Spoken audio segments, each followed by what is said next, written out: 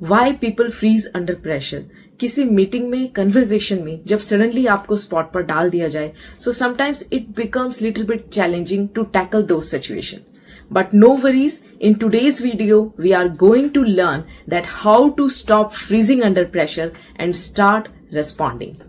Hello, I'm Ritu. Welcome in DMTS where we learn personality development skills, and today is the day 6 of our series Building Self-Belief. So सबसे पहले हम ये समझते हैं कि why people freeze. So there are 3 basic reasons. Number 1, emotional shock. जब suddenly आप कोई कमेंट या क्रिटिसिज्म फेस करते हैं जो आपने एक्सपेक्ट ना किया हो, तो your mind takes time to process what just happened. And due to that, you just don't know that what to share, what to say at that particular point of time. Number 2, overthinking in the moment. उस time जब आप एकदम से कोई ऐसी situation face करते हैं, so you just start thinking कि मैं क्या बोलूं, क्या मैं इस टाइम पे शेयर करूं. अगर मैं कुछ बोलूं तो वो फुलिश साउंड ना करे, या फिर लोग पता नहीं मुझसे एग्री करेंगे या नहीं करेंगे. And by thinking all these things, your mind gets trapped in multiple thoughts and you don't know that what you should say at that time due to too much overthinking. Number 3, lack of prepared responses. कभी कभी हमें ये नहीं पता होता कि हम ऐसी सिचुएशंस को कैसे हैंडल करें, क्योंकि हमने उसके लिए प्रिपेयर नहीं किया है. हमें नहीं पता कि क्या एग्जैक्टली बोला जाए. Due to that we feel confused and we are unable to share anything. So now let's understand that how we can stop freezing and start responding. तो जब भी हम ऐसी सिचुएशन फेस करते हैं, so we started feeling nervous.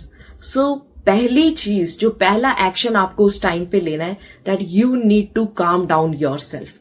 सबसे पहले आप अपने आप को काम डाउन करिए बाय डीप ब्रीथिंग और बाय द ग्राउंडिंग टेक्निक, जिसमें कि आप अपने फीट को ग्राउंड से टच करिए और ग्राउंड को फील करने की कोशिश करिए. By doing this you started feeling relax. जब आप अपने आप को एक बार काम डाउन कर लें, नंबर 2 जो आपको करना है, that if suddenly something happen, try to take some time.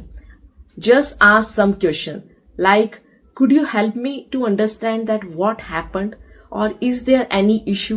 जब आप ऐसा बोलेंगे तो आपको थोड़ा टाइम मिल जाएगा अपने थॉट्स को प्रोसेस करने के लिए और एक सही रिस्पॉन्स देने के लिए.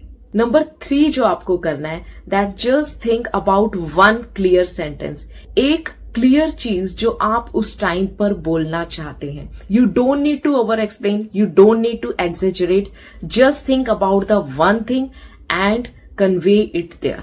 कई बार क्या होता है कि लोग एक परफेक्ट रिस्पॉन्स देखने लग जाते हैं, सोचने लग जाते हैं कि मैं यहाँ पे एकदम परफेक्ट रिप्लाई करूं, और उसके चक्कर में वो अपने रिस्पॉन्स को डिले कर देते हैं और कुछ बोल ही नहीं पाते. So you don't need to get perfect on whatever you need to convey. Just think about the response which you need to share over there. So दोस्तों, अक्सर ऐसा भी होता है क्योंकि अभी तक आपने ऐसी सिचुएशंस के लिए प्रिपेयर नहीं किया है, तो आपको इसकी प्रैक्टिस करनी पड़ेगी.